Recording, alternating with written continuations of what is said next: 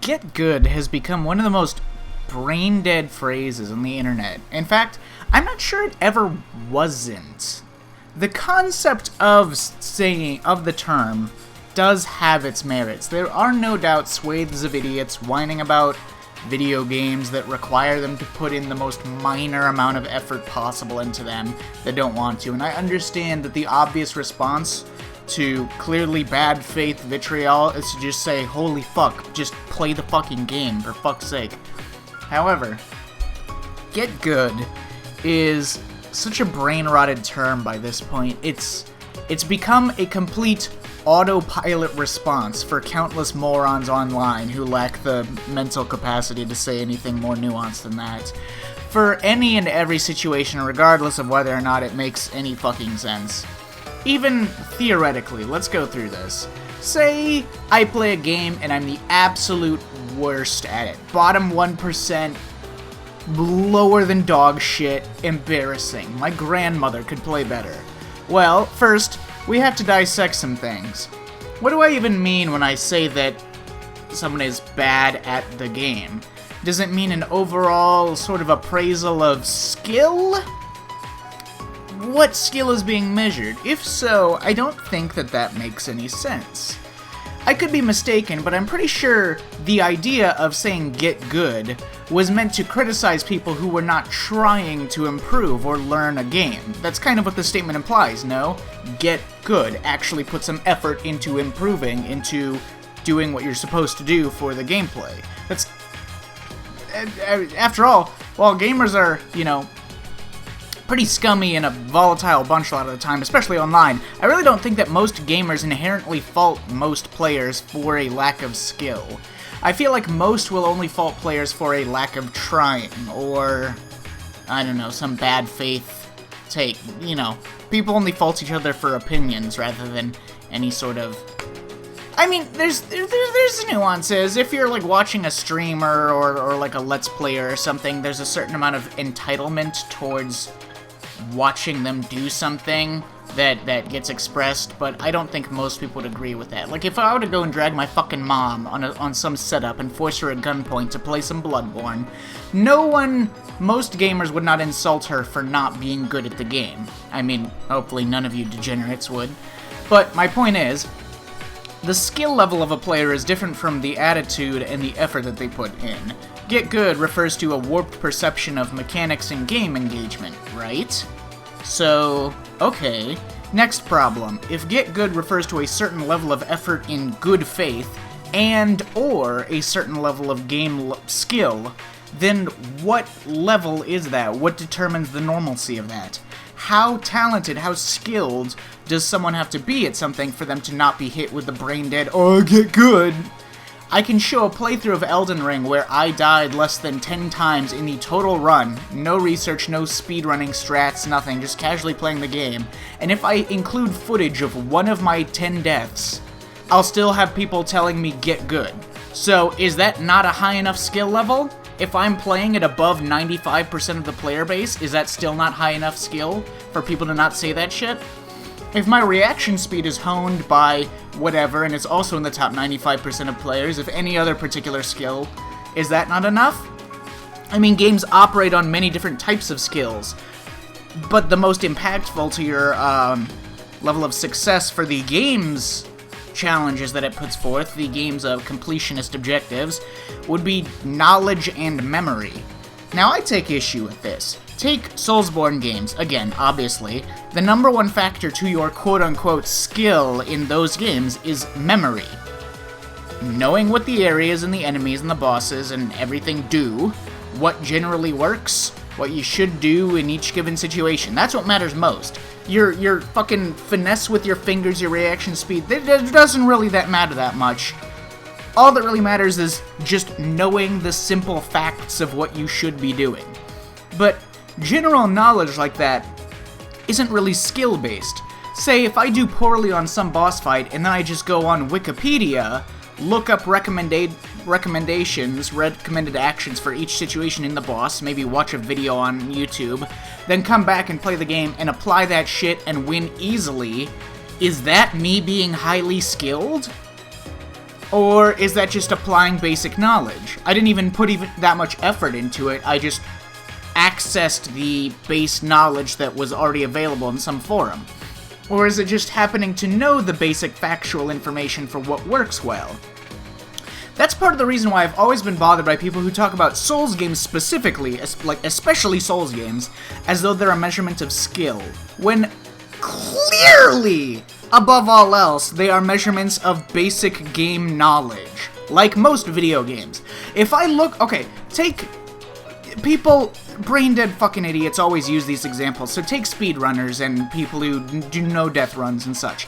If I looked up a speedrunner, if I studied that person's strats, if I went on the speedrunning forums, read, you know, engage with the discords, read people's advice, and like, oh, this is how you do this particular, this is how you activate this glitch, or this is how you avoid this encounter, so, you know, like, or this is how you input this technique or something.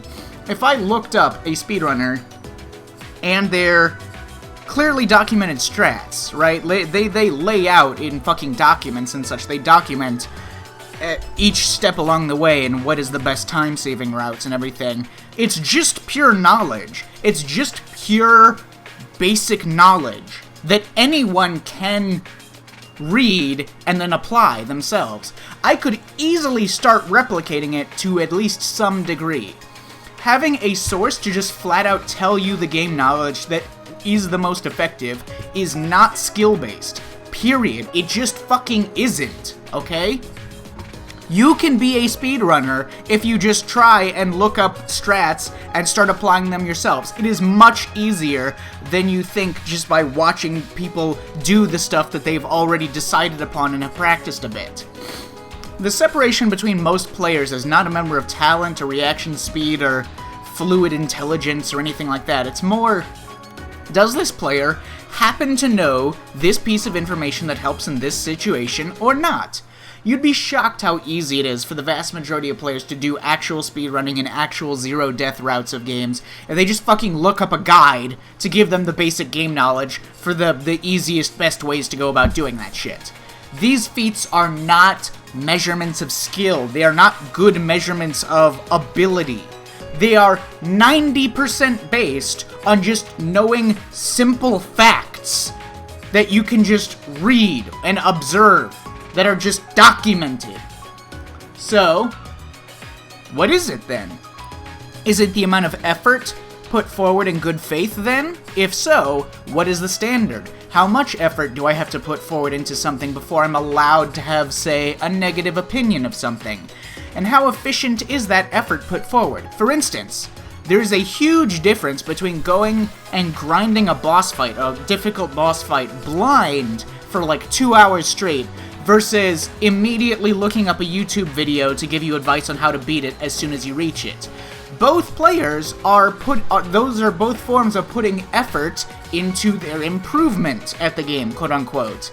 But one requires way less effort relative to the degree of improvement gained. The person who just watches the video will beat the boss way, way faster than the guy who's running it blind over and over.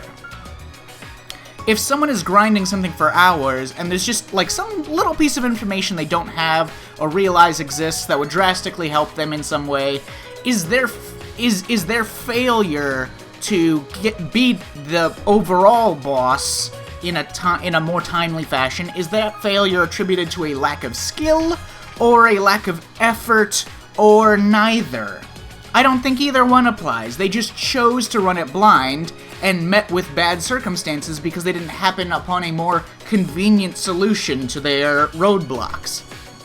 You see, Git Good only applies in very extreme cases where it is overwhelmingly obvious that the player in question put in zero effort and is making ludicrous arguments in bad faith of the game, and just doesn't even understand the way the game is supposed to be played in the first place. The problem is, once you go beyond that, there are too many nuances to the actual results of a player in any given game to use Git Good as an argument against them. And it's not even an argument, it's just a fucking, it's just a fallacy. Okay, let's take, I don't even know what a good example is, but let's take some player with like a shit build for a certain boss fight. Their boss is just really bad for it. they've never played a Souls game, they have just a bad build in general. Maybe, you know, they didn't know how to explore well enough to get certain upgrade materials, they upgraded a weapon that's kind of just shit overall, they're underpowered and they don't even know it, they're playing totally blind, they don't want to look anything up, and let's say they're fighting like the pre-nerfed Radahn without horseback, let's say they don't realize you can use horseback, or they're choosing not to.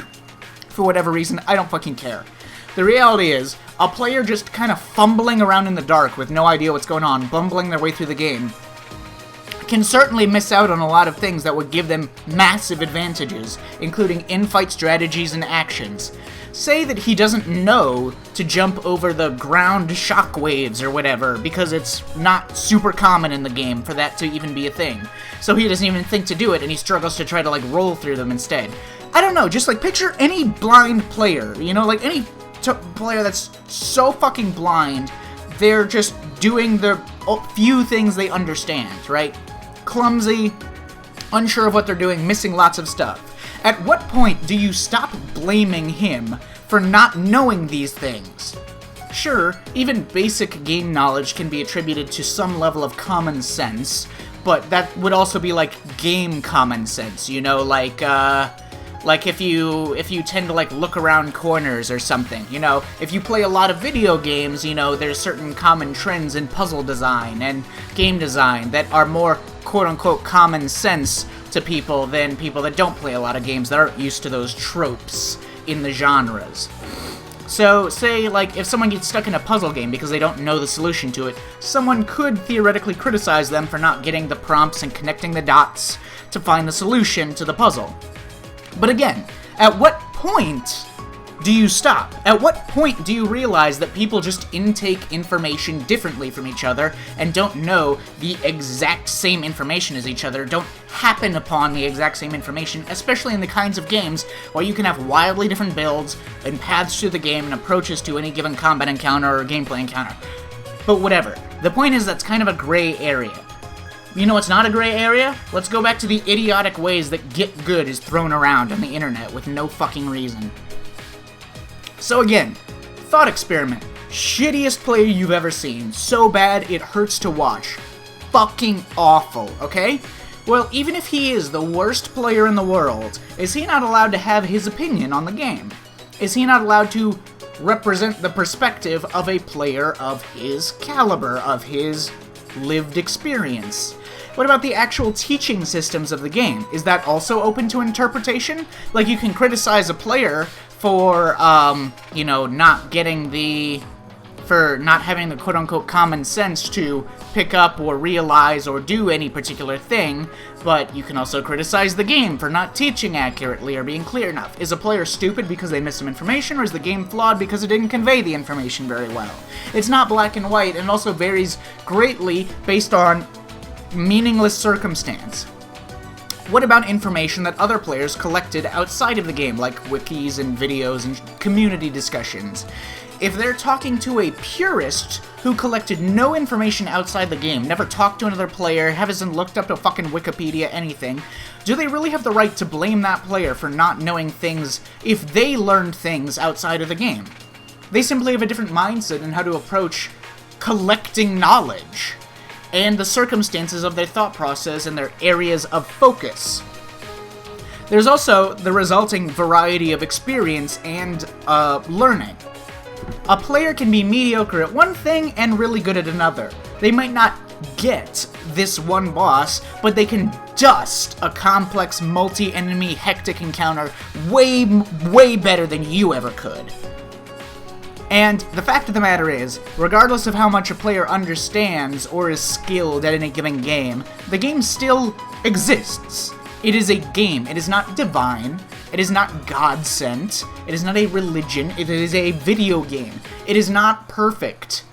A player can be imperfect and still critique the game. All players are imperfect at the games they play, and all games are imperfect and can be criticized. Most opinions anyone in the entire world has ever had on any media throughout all of history have been opinions from people who were not even close to the top 1% most skilled or most knowledgeable on the specific piece of media they were talking about. People just have opinions, right? People have opinions on movies. They're too stupid to understand. It's not any different. Every fucking person on the planet has opinions on the movies and TV shows they want when they are fucking idiots that don't know shit about anything. About fucking anything. About any level of cinematography or writing. They have not fucking educated themselves for years and years and know every goddamn name of every creator who worked and every trend and every reference and every fucking frame of animation and anything. They are not experts in the media they have opinions on. They just have opinions. So where exactly is the dividing line? What, pray tell, would allow me to criticize something like an Elden Ring? Do I have to go out of my way to complete some sort of arbitrary task, like, oh, beat a speedrun in a certain amount of time, do a no-glitch run, beat a no-death run, no glitch? I can do any of those things, because like I said, it's 90% info-based. If you want me to do it, I'll fucking do it. You can shut the fuck up. So what exactly is the arbitrary point that allows me to have an opinion? This is, of course, all in addition to the fact that the idea of Git Good is inherently a logical fallacy if used as an argument. It's a fallacy to criticize someone's arguments based on attributes of their character or attributes of their own hypocrisy. Someone can be a bad person or a fucking moron, but they could make a good argument. If the dumbest person alive accidentally makes a genius argument, it is still a genius argument. Only the argument itself matters. That is just basic logic, basic debate. That is how it fucking works. The reality is, most morons who leap to say get good in every situation are just fucking brain short-circuiting. They don't even know what they're saying. It's just the only thought that their addled minds can still form in the cloudy recesses. The fucking neurons firing at full capacity. If they see any mistake, even if it's a reasonable mistake that everyone makes now and then, even if the player they're insulting knows it was a mistake and corrected it, they'll just say, get good, and mentally check out of everything else, every argument, every anything. I've seen this all over my Elden Ring video, which, by the way, uses background footage of me doing silly shit in the game, and it's not meant to be part of the argument, but whatever. It's just a collection of goofy scenarios that happen during my playthroughs. But tons of people see, like, a death in the footage at some point, and then blackout. Fucking image gone. All senses zero.